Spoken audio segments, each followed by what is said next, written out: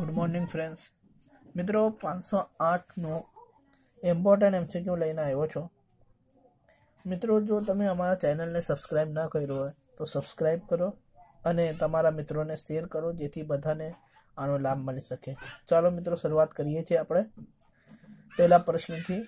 પ્રશ્ન એમ છે, કળા વિચારો દ્વારા બનાવેલી એક અભિવ્યક્તિ છે. તો એનો ઓપ્શન છે એ માનવ કલ્પના, બી કૌશલ્ય, સી નવીનીકરણ કે ડી ઉપરોક્ત તમામ. તો મિત્રો કળા એ વિચારો દ્વારા બનાવેલી એક આ તમામ અભિવ્યક્તિ છે. માનવ કળા પણ છે, કૌશલ્ય બી છે, નવીનીકરણ નવી વસ્તુ આપણે કળા દ્વારા બનાવીએ છીએ, એટલે ઉપરોક્ત તમામ એનો સાચો ઉત્તર છે. આગળનો પ્રશ્ન જોઈએ. પ્રશ્ન નંબર 2. પંજાબ રાજ્યની શિયાળાની ફસળ કઈ છે? એટલે શિયાળામાં કયું પાક થાય છે? ફસળ એટલે પાક, કયું પાક છે, બરાબર. તો મિત્રો શિયાળામાં એ ઓપ્શન આપ્યો છે, એ ઘઉં, બી ચોખા, સી મકાઈ અને ડી જુવાર. તો શિયાળામાં જે પંજાબમાં થાય છે તે થાય છે ઘઉં. અને ત્રીજો પ્રશ્ન છે, કળા મનુષ્યની રચનાત્મક આત્માની પ્રક્રિયા છે જે વાસ્તવિક કહેવામાં આવે છે. આ વાક્ય કોનું છે? એટલે કળા મનુષ્યની રચનાત્મક આત્માની પ્રક્રિયા છે, એ વાસ્તવિક છે, આવું કોણે કીધું છે? એ રવિન્દ્રનાથ ટાગોર, બી સરદાર વલ્લભભાઈ પટેલ, સી જવાહરલાલ નહેરુ કે ડી મહાત્મા ગાંધી. તો એનો સાચો ઉત્તર છે મિત્રો એ રવિન્દ્રનાથ ટાગોર. આગળનો જોઈએ. ચોથો પ્રશ્ન, કોણ શાસ્ત્રીય નૃત્યનું સ્વરૂપ નથી? એ કથક, બી કથકલી, સી બિહુ કે ડી કુચીપુડી. તો મિત્રો આનો સાચો ઉત્તર છે સી. આગળનો પ્રશ્ન જોઈએ મિત્રો. ક્રેયોન કે પેન્સિલની સાથેની પહેલી ગતિવિધિ કઈ છે? એટલે કે ક્રેયોન કે પેન્સિલની સાથેની પહેલી ગતિવિધિ, પહેલી પ્રક્રિયા શું છે? ગતિવિધિ એટલે પ્રક્રિયા કઈ છે? તો એ લેખન, બી ચિત્રકારી, સી ઘસીને લખવું કે ડી પ્લે કાર્ડ બનાવવું. એટલે કે પ્લે કાર્ડ. તો મિત્રો આનો સાચો ઉત્તર છે સી ઘસીને લખવું. આગળનો પ્રશ્ન જોઈએ. થેરેપી જે બાળકોની ભાવનાઓ વિકસિત કરવા અને એનાથી જોડવા માટે, એટલે કે એનાથી કનેક્ટ થવા માટે પ્રભાવી ગણવામાં આવે છે. તો બાળકોની કઈ એવી થેરાપી છે જે ભાવનાઓને વિકસિત કરે અને એનાથી આપણે જોડી શકીએ? તો એના માટે ઉત્તર છે એ કળા સારવાર, બી એક્યુપ્રેશર સારવાર, સી યુનાની સારવાર કે ડી દિવ્ય સારવાર. તો એનો સાચો ઉત્તર છે મિત્રો કળા સારવાર. આગળનો પ્રશ્નનો ઉત્તર જોઈએ મિત્રો.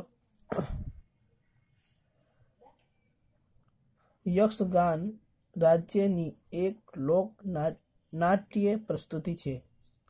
યક્ષગાન રાજ્યની એક લોક નાટ્ય પ્રસ્તુતિ છે. તો આ કયા રાજ્યની એક પ્રસ્તુતિ છે તે આપણે જોવાનું છે. એ મહારાષ્ટ્ર, બી કેરળ, સી પંજાબ અને ડી મણિપુરી. તો મિત્રો આનો સાચો ઉત્તર છે કેરળ. યક્ષગાન એ કેરળમાં ફેમસ છે. આગળનો પ્રશ્ન જોઈએ મિત્રો. ભાંગડા કઈ નૃત્ય શૈલીથી સંબંધિત છે? એટલે કે ભાંગડા જે કઈ નૃત્ય સાથે સંકળાયેલું છે તે જોઈએ. એ શાસ્ત્રીય નૃત્ય, બી સ્થાનીય નૃત્ય, સી ક્ષેત્રીય નૃત્ય કે ડી રાષ્ટ્રીય નૃત્ય. તો મિત્રો આનો સાચો ઉત્તર છે સી ક્ષેત્રીય નૃત્ય. આગળનો ઉત્તર જોઈએ મિત્રો. આગળનો પ્રશ્ન આ પ્રમાણે છે.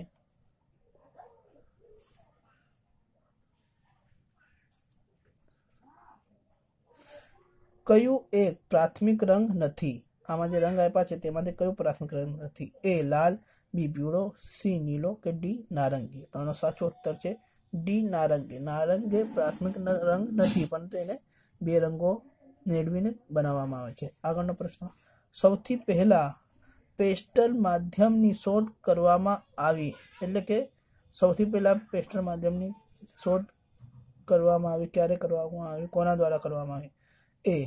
નંદલાલ બોસ, બી. લિયોનાર્ડો દા વિન્સી, સી. રાજા રવિ વર્મા, ડી. પિકાસો. તો મિત્રો આનો સાચો ઉત્તર છે બી. લિયોનાર્ડો દા વિન્સી, એના દ્વારા સૌથી પહેલા પોસ્ટલ માધ્યમની શોધ કરવામાં આવી. 11મો પ્રશ્ન જોઈએ મિત્રો. 11મો પ્રશ્ન આ પ્રમાણે છે. અલ્પના એક પ્રસિદ્ધ રંગોલી છે, એટલે અલ્પના કઈ જગ્યાની પ્રસિદ્ધ રંગોલી છે? એ. રાજસ્થાન, બી. બિહાર, સી. બંગાળ કે ડી. ઓડિશા. તો સાચો ઉત્તર છે મિત્રો એનો ડી. ઓડિશા, સી. બંગાળ.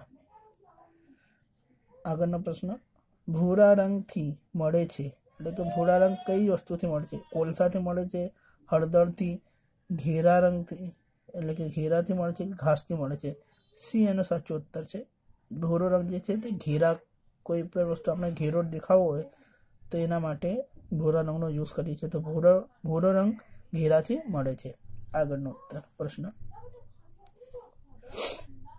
ચંદીગઢનો એક ગાર્ડન કયા ઉપયોગ માટે પ્રખ્યાત છે? ચંદીગઢનો એક ગાર્ડન કયા ઉપયોગ માટે, એટલે શાના માટે પ્રખ્યાત છે? તો એ છે ચિત્રો, બી. સંગીત, સી. અવશિષ્ટ પદાર્થ કે ડી. નૃત્ય. ચંદીગઢમાં એક ગાર્ડન છે, તેના માટે આ પ્રશ્ન છે કે શાના માટે પ્રખ્યાત છે? તો એ ચિત્ર માટે છે કે બી. સંગીત માટે છે, સી. અવશિષ્ટ પદાર્થ એટલે કે વેસ્ટ મટીરિયલ કે ડી. નૃત્ય માટે. તો આનો સાચો ઉત્તર છે સી. અવશિષ્ટ પદાર્થ. 14મો પ્રશ્ન જોઈએ. કાગળની શોધ કઈ સદીમાં થઈ? એ. 16મી સદી, બી. 14મી સદી, સી. 17મી સદી, ડી. 18મી સદી. તો મિત્રો આનો સાચો ઉત્તર છે 14મી સદી. આગળનો પ્રશ્ન જોઈએ મિત્રો.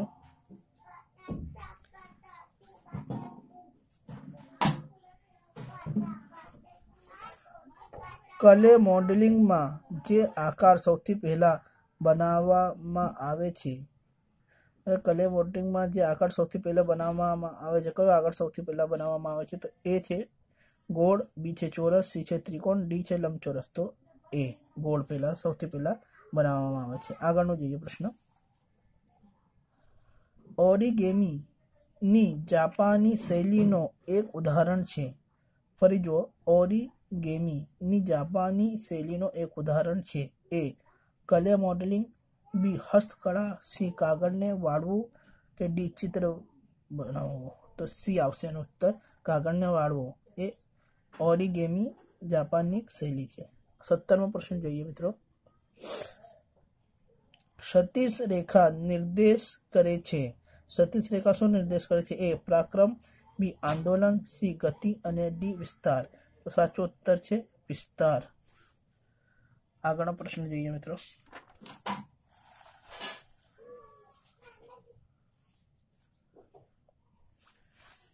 એક તાર એક વાદ્ય યંત્ર છે.